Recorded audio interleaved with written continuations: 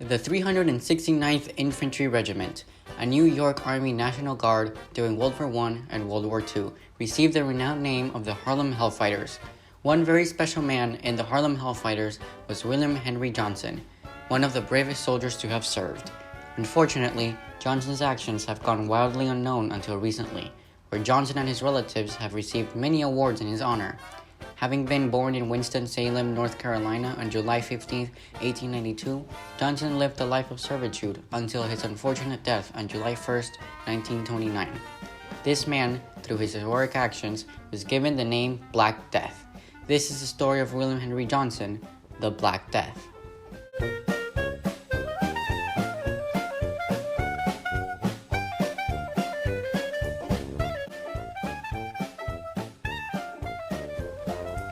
Before the war, Johnson lived a regular life. Although little is known about his actual early life, even his real date of birth, it is known that Johnson moved to New York as a teenager. He took several jobs as a chauffeur, soda mixer, laborer in a coal yard, and a redcap porter at Albany's Union Station. In New York, Johnson met his wife, Edna, whom he had 3 children with, and at the age of 25, enlisted in the Army. On June 5, 1917, William Henry Johnson enlisted on the Army, and he was assigned to the National Guard 15th Infantry Regiment. The infantry was redesignated as the 369th Infantry Regime, as mostly African American infantry based in Harlem. The 369th Infantry Regiment was a mostly African American infantry based in Harlem. The infantry was assigned to menial labor, unloading ships and digging latrines until they were given to the French Army. The infantry was loaned to the 161st Division of the French Army, where the American troops were geared with French weapons and helmets.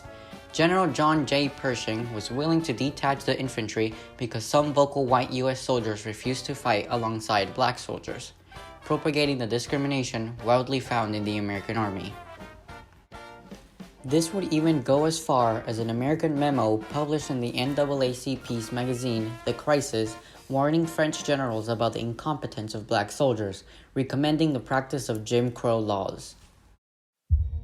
Johnson's infantry was assigned to Outpost 20, on the edge of the Argonne Forest in the Champagne region of France.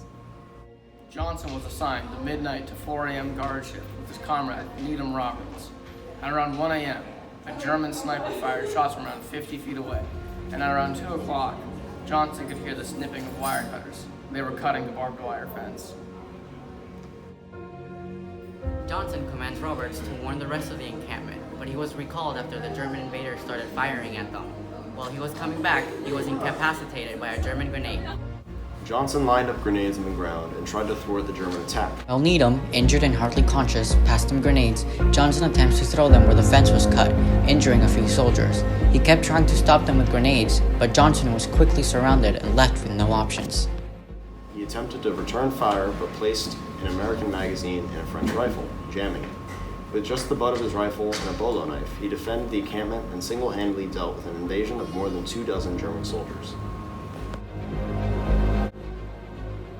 The battle at Argonne Forest was what earned Johnson the name of Black Death. When people found out he had single-handedly defended his comrades from an invasion and protected a soldier from capture, Johnson was revered and celebrated. After being treated at a French hospital, Johnson received the French award, Croix de Guerre, with a golden palm on his ribbon for extraordinary valor. This was France's highest award for bravery, and he was the first American to receive it. Both Needham Roberts and William H. Johnson were promoted to sergeant.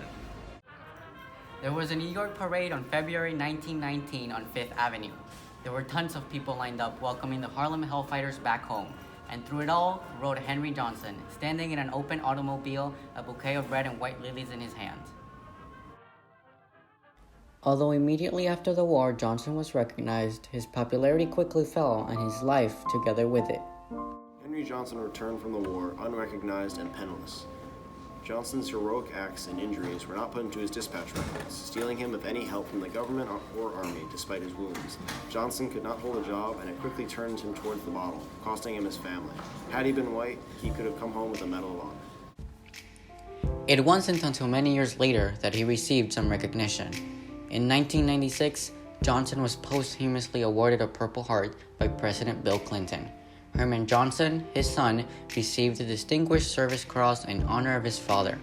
Command Sergeant Major Lewis Wilson was given the Medal of Honor as Sergeant Johnson's next of kin, as he had no live relatives, on June 2, 2015, by President Barack Obama.